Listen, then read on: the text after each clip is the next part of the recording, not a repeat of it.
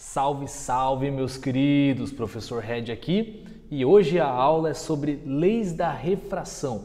Bora dali! Em primeiro lugar, vamos fazer algumas observações do cotidiano onde a gente enxerga essa tal dessa refração. Aqui a gente tem um desertão com água, certo? Errado, não tem água nenhuma aqui. É que nem nesse asfalto aqui, ó, parece que ele está molhado, né? Mas não está não. Isso aqui é a tal da miragem. É um efeito que acontece porque o solo está muito quente, deixa as camadas de ar próximas dele também muito quentes e aí o raio de luz vai sofrer um desvio. Você vai ter a impressão de que está vendo um reflexo, mas não está. Isso também pode acontecer de forma reversa, é bem estranho, mas aqui no mar as camadas de ar podem se tornar muito frias e aí a refração acontece lá em cima. E aí parece que você está vendo um reflexo do navio no céu. Aí aquelas lendas lá de navio fantasma e coisa nada assim, vem disso aqui. Tudo isso aqui é o fenômeno da miragem. Uma outra parada que a gente observa no dia a dia é a caneta quebrada dentro do copo. Você enche o copo de água, e aí bota uma caneta ali, bota um canudinho e ele parece quebrado. O que está acontecendo? Está acontecendo refração. O raio de luz vai, ao passar da água para o ar, desviar e aí vai dar essa impressão de quebradinho para você. O mais louco é esses dois da direita aqui, ó. Você vê que o cara está quebrado, mas ele está quebrado ao contrário, né? Era para ele estar de um jeito, ele está de outro jeito. O canudinho aqui também é a mesma parada. O que está acontecendo? Bom, esses caras aqui são chamados metamateriais. Eles são materiais que possuem índice de refração negativo, ou seja, eles invertem os raios de luz, invertem a trajetória dos raios de luz e conseguem fazer a refração acontecer no mesmo lado do raio incidente. É uma coisa bem louca. Você não precisa necessariamente saber quais são os metamateriais ou como eles funcionam, mas a ideia é que você saiba da existência deles, porque em algumas questões, inclusive do Enem, eles já apareceram como contextualização. Beleza? Próxima observação, a gente tem a dispersão da luz branca, que foi descoberta por Isaac Newton lá no século XVII, século XVIII. Então a luz branca chega, bate num prisma, atravessa esse prisma e quando atravessa ele, ela se separa nas diversas cores luz. Por quê? Porque cada cor da luz, ou seja, cada frequência da luz, desvia de maneira diferente, porque o prisma tem índices de refração diferentes para cada uma das cores da luz. Louco isso aí, né? De toda forma, nós temos então 3 observações aqui, bem básicas sobre refração, e em cima delas a gente vai teorizar. Vamos criar então a nossa teoria sobre refração em cima de tudo isso que a gente viu. O que é o tal da fenômeno da refração? Refração é definida como mudança de meio óptico com mudança de velocidade. Isso é refração. Refração é quando o raio de luz sai de um meio e vai para outro meio. Sai do ar e vai para o vidro, sai do vidro e vai para a água, sai da água e vai para o acrílico e assim por diante, ok? Sempre essa mudança de meio tem que ser acompanhada de mudança de velocidade. Se a velocidade da luz não mudar, não teve refração, tá bom? Um outro detalhe muito interessante, a frequência permanece constante. Frequência para a luz entenda como cor, ou seja, a cor da luz não vai mudar. Então, se o objeto é vermelho na água, a luz dele vai sair vermelha e quando chegar aqui no ar também vai continuar sendo vermelha, ok? Muito importante esse último item, não necessariamente ao desvio do raio luminoso. Então, muita gente associa a refração com desvio, isso é falso. Nem toda refração tem desvio de raio luminoso, não caia nessa trap. Vamos lá, vamos falar sobre esse tal desse índice de refração que a gente tem conversado aqui. O índice de refração, ele é um índice que mensura a dificuldade da luz de se propagar no meio óptico, é assim que eu costumo chamar ele. Ele é uma nota que você dá para o meio que vai dizer qual é a dificuldade que a luz tem de se propagar nele. Logicamente, quanto maior a nota, maior a dificuldade e, portanto, menor a velocidade. É isso que a gente observa na fórmula dele. Enquanto a velocidade diminui, o índice de refração aumenta. Eles são inversamente proporcionais.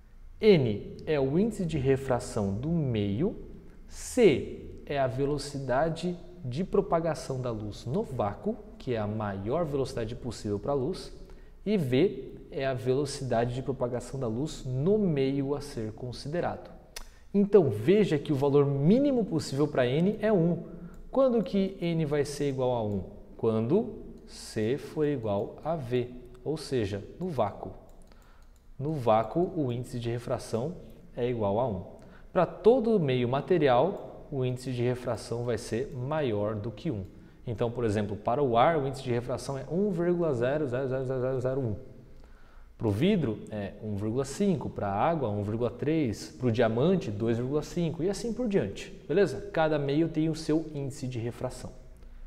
Quando eu tenho a refração, eu tenho dois meios, o que eu chamo de dióptro. Então, vai ter um dos meios que vai ter índice de refração maior e o outro vai ter um índice de refração menor. E a gente vai ter várias características para cada um deles.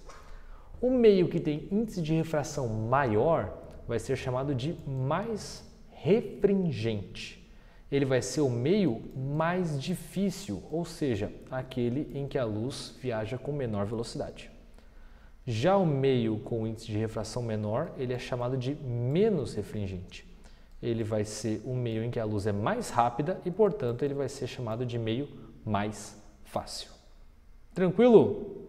Bora lá então. Quais são os elementos que existem na refração? Nós temos pelo menos aqui 7 elementos nesse desenho. O primeiro é o meio óptico A e o segundo meio óptico B. Veja que eu sempre tenho dois meios, eu sempre tenho um dióptro, uma superfície que vai separar esses dois meios. Lá de cima do meio A vem o meu raio incidente e para baixo passa o meu raio refratado. Veja que são dois raios diferentes, tá? Não é um raio que fez curva, quebrou o princípio da propagação retilínea. Não, nada a ver. O raio incidente em linha reta, o raio refratado, que é outro raio, também em linha reta. Aqui no meio eu tenho a minha reta normal, é aquela reta que forma 90 graus, lembrando que normal na física sempre significa 90 graus. O meu I é o meu ângulo de incidência e o meu R, o meu ângulo de refração. Pessoal, muito importante aqui, os ângulos sempre são medidos do raio para a reta normal, sempre do raio para a reta normal. Se você medir esse ângulo aqui, você errou. Esse ângulo não é o ângulo de incidência, esse ângulo não é o ângulo de refração. Você não pode confundir esses carinhas. Aí, muito importante aqui. Vamos lá. Possibilidades na refração. A primeira que eu quero trazer para você já é a mais rara, que é essa daqui. Essa daqui é uma possibilidade em que você vê que os raios incidente e refratado estão alinhados. Não existe desvio. Então, é possível ter refração sem ter desvio do raio luminoso e você precisa saber disso. A segunda possibilidade é essa daqui. Você nota que o raio refratado está mais próximo da reta normal do que o raio incidente. Então, o que aconteceu aqui foi uma aproximação da normal. A terceira possibilidade é essa daqui. Você nota que o raio refratado agora está se afastando da reta normal, está mais longe do que o raio incidente. São essas as 3 possibilidades que você precisa conhecer. Caminhando em frente, a gente vai analisar cada uma delas agora separadamente. Quando que eu não vou ter desvio? Quando o meu ângulo de incidência for igual a zero. Não importa o sentido, se está indo de A para B, se está indo de B para A, não vai ter desvio quando o ângulo de incidência for igual a zero. O ângulo de refração também vai ser igual a zero. Já se o ângulo de incidência é maior do que zero, então vai ter desvio. A pergunta é se vai ser para afastar ou para aproximar da normal. Nesse caso aqui, eu estou indo para o meio mais difícil e aí o meu raio está se aproximando da reta normal. Sempre que eu vou para o meio mais difícil, o meu raio se aproxima da reta normal, considerando que o ângulo de incidência é maior do que zero. Então, com certeza que o meio B que tem um índice de refração B e o meio A que tem um índice de refração A pode se relacionar da seguinte maneira. O meio B é mais difícil, tem um índice de refração maior e, portanto, a velocidade da luz no meio B é menor do que a velocidade da luz no meio A. E aí o raio se aproximou da normal. Tudo ao contrário para quando eu tenho afastamento. O ângulo de incidência continua tendo que ser maior do que zero, só que agora eu estou indo para o meio mais fácil e, portanto, o raio vai se afastar da reta normal. Nesse caso aqui, analisando os índices de refração, eu posso considerar que o índice de refração de A é menor do que o de B, porque ele é o meio mais fácil, e, portanto, a velocidade da luz em A é maior do que a velocidade da luz em B.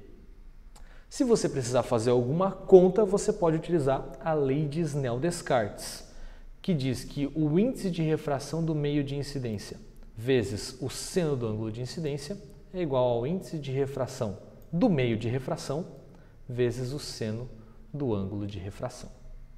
Beleza, galera? Essa foi a nossa aula de leis da refração. Grande abraço, fique na paz, fique com Deus e até a próxima.